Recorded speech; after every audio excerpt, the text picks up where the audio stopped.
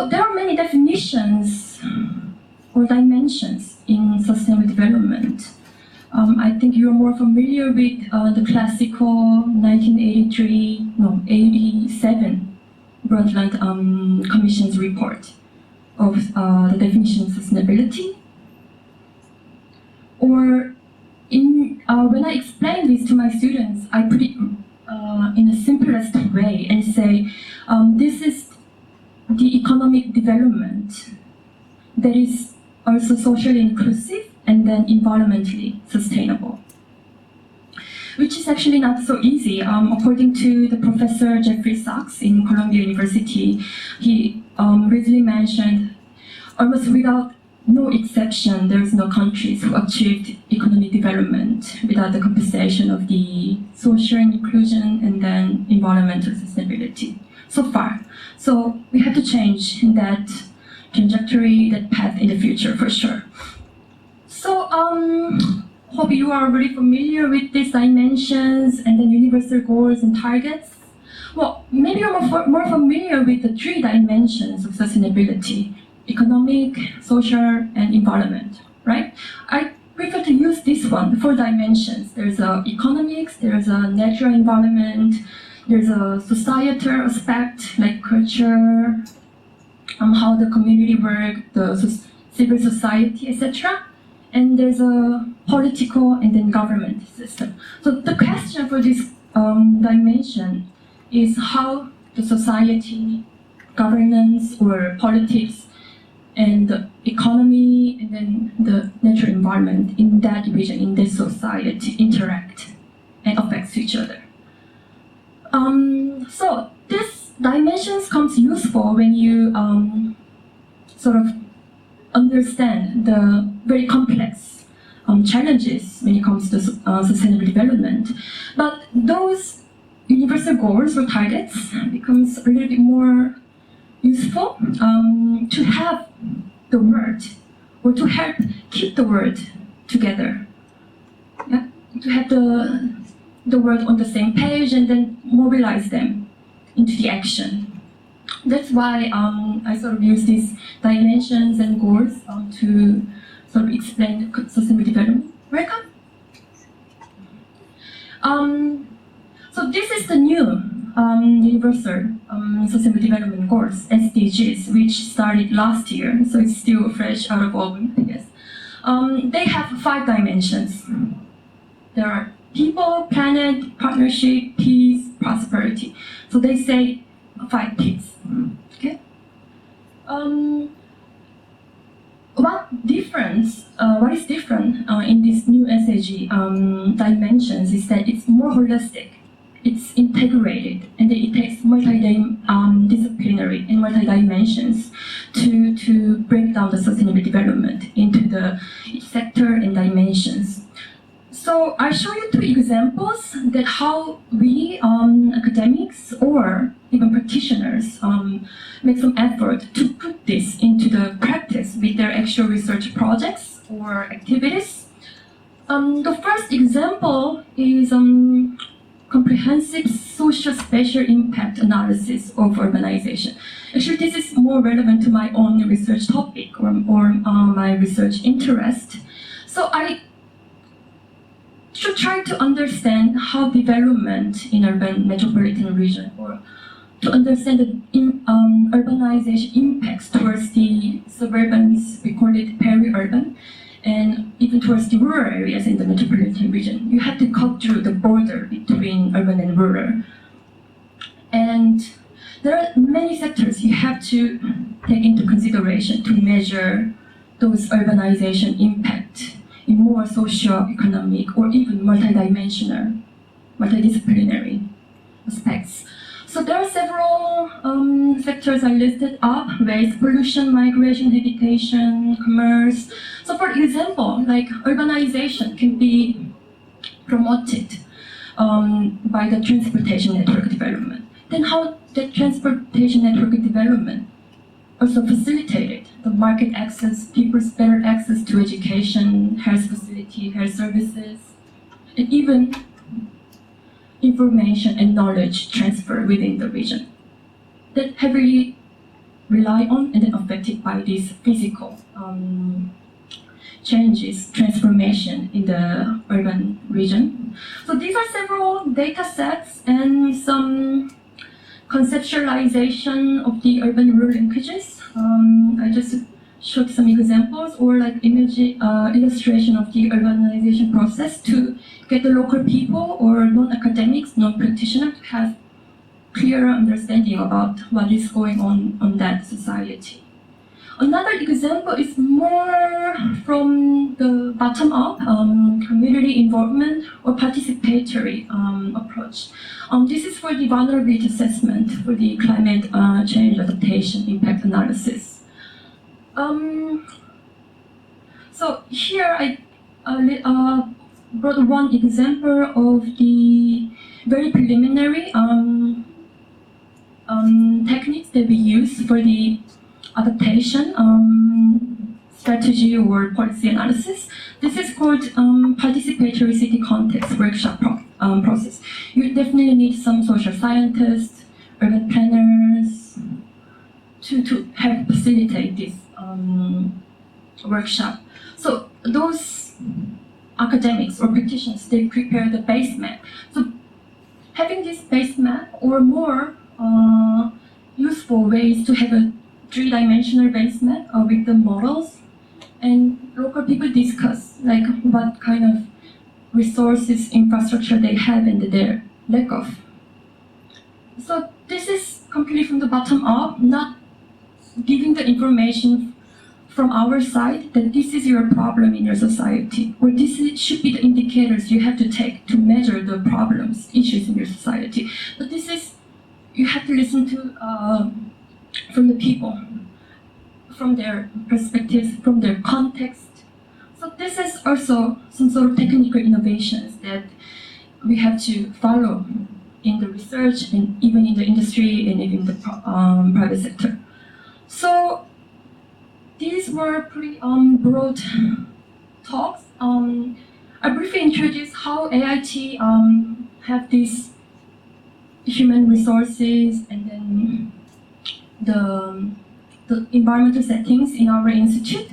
So there's a sustainable research, development research group in AIT. So although the institute itself is very diverse, and then interdisciplinary or even multidisciplinary is our nature in our institute. But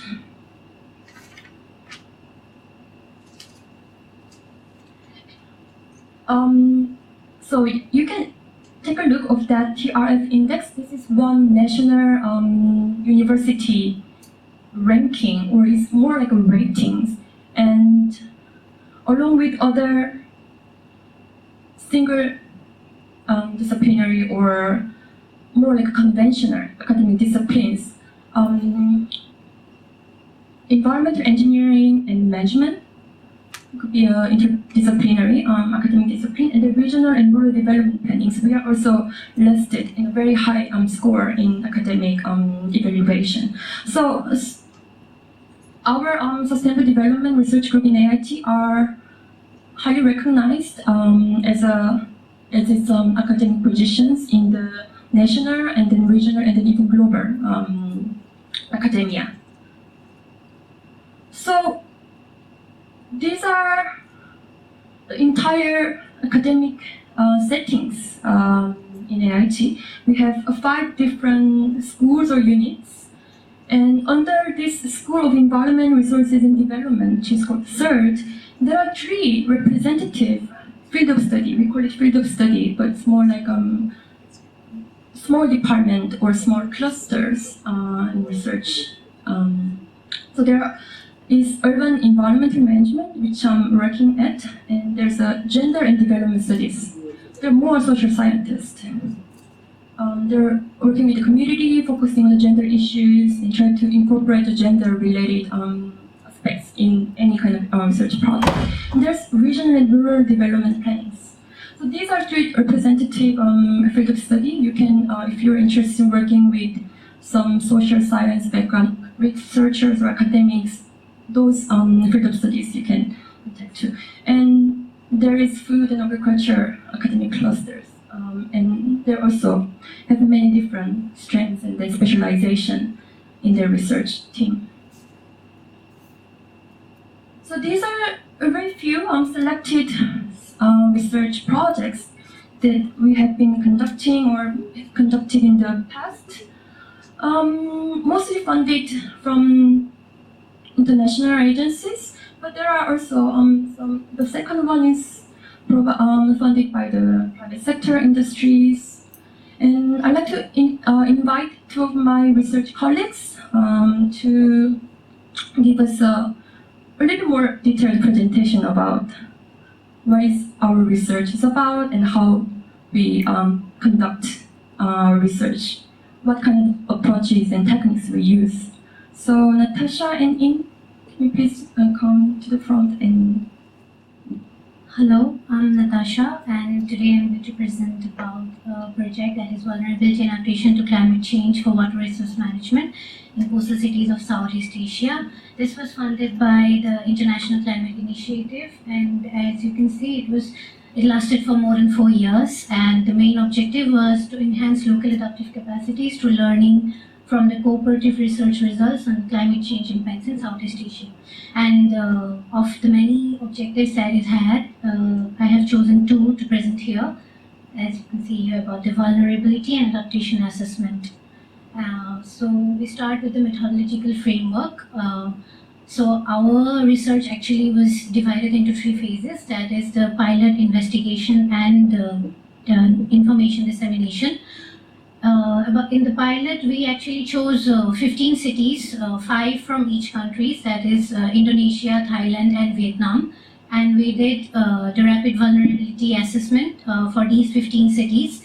And from over there, we chose a total of 6 cities, 2 from each country, over which we did further studies on their vulnerability and adaptation and their existing climate conditions. We also did climate projections for them using the CLIM systems. And for the overall region, I can say that we found out that in the next 50 to 100 years, it is projected that the precipitation and temperature levels would hugely vary. Like, we have the data, but I haven't put them in here. And this is the result of the vulnerability assessment that was done for 6 cities. And as we can see here, that flood is the most potent hazard that has affected many of the cities severely.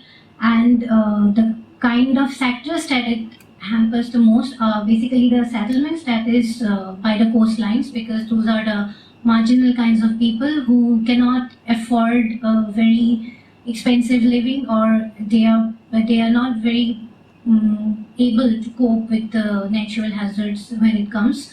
And next is the drought and coastal erosion and saline intrusion. And these are the vulnerable sectors.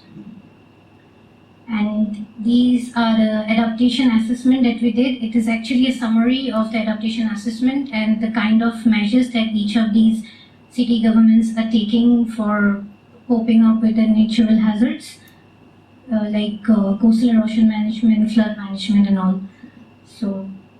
But then when we did the in-depth study in the field, that we could see that their implementation is not as effective as it's mentioned in here. And so there are many gaps remaining in the cities. And this is what we recommend after doing the project, that is on the adaptation strategies and actions specific to each of the cities that can be taken to better adapt in future. That was the objective, to enhance adaptation. And so that's it. And the third phase, as I said, was information dissemination. So we did that through the nodes and networks that we established during our project. And also we developed some guidelines for each of the cities to be disseminated among the decision makers and so on. So that's it. Thank you. My name is Nimona, and I'm going to introduce one of our ongoing research that our faculty or study has been implementing. It is about the mainstreaming resource efficiency aspects into the sustainable development planning policies and regulatory framework. This is a 1-year project, and it is sponsored by the UNEP with a total budget of 75,000 US dollar. And this main objective of this project is to strengthen the regional collaborations on eco-labeling in the Asian Pacific country in the context of the green public procurement. So, and following by this main objective, we have the many different types of the specific objective, and one of the main objective is we're going to identify the pilot project, and also there are key opportunity and the challenges that the projects are facing in the Asian Pacific region, and then based on the pilot project, we're going to develop the common core criteria for GPP and the eco-label at the regional level. In this project, the Asian Pacific country here include the 10 ASEAN country and South Korea, Japan, and China. So in our project, we have the 4 main activities, and each 2 activity has each upward delivery, which is titled as the delivery 1 and the delivery 3. In delivery 1, we did the reviewing of the trade agreement and the policy, and in the Asian Pacific region related with the GPP, and we also identified the environmental impacts and their opportunity and the challenges. And then at last we identify the pilot project. In here we use life cycle approach to identify the impacts of the project, and then multi-criteria analysis to identify the pilot project for the development of CCC in the next delivery. For delivery 3 is mostly about the development of the CCC, and we did baseline analysis for pilot project, and then developed the CCC framework and also the identifications of the stakeholder to support the development of CCC. And in here we use the plan to check approach to develop the CCC, and also the stakeholder analysis for identifying the stakeholder. So this is the process of the project selection, which is in the delivery 1. The project selection has stand in the 2 stages, which is first we did the screening, and then stage 2 is the selections of the project. In the screening stage, we have 14 projects and the single category, and then the project which have the most number of the type 1 eco-labels are selected for the next step, which is a project selection. So from the screening, we have like 6 products, which is cement, fluorescent lamp, detergent, the printer, toner, and the washing machine. And these products are again analyzed with the 5 criteria, which also cover with the environmental and then also economic perspective. So the first criteria is First criteria assess the coverage of the product and the sustainable policy and the agreement, which is about the GPP policy or the MRE and the trade agreement. So the product which has the high implementation on such agreements had the higher score. And the second criteria is about the market value, which focus more on the economic side. And we look at the production, consumption, and the import and the export trend of the product.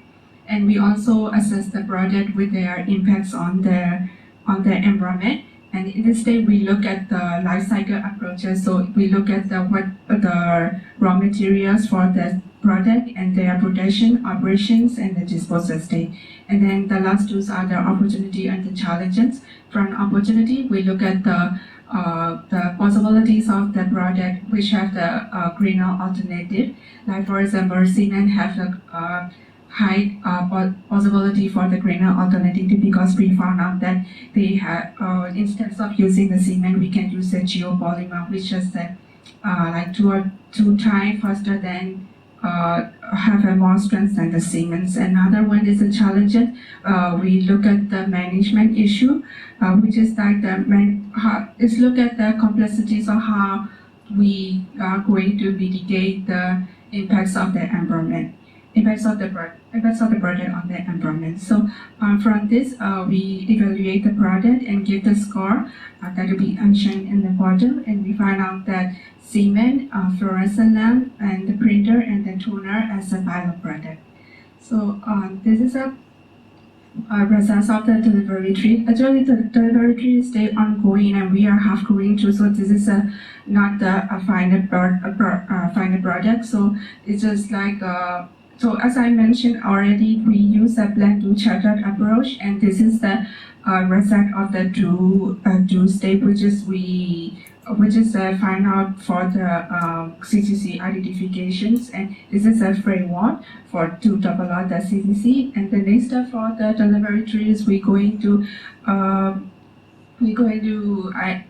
draft the common core criteria using for the product that we identified in the delivery one, and then we were going to check up with the stakeholder, and then use this criteria common core criteria in the two pilot country, and based on that we're going to formulate that policy that will enhance the implementation of the CCC in the regional level.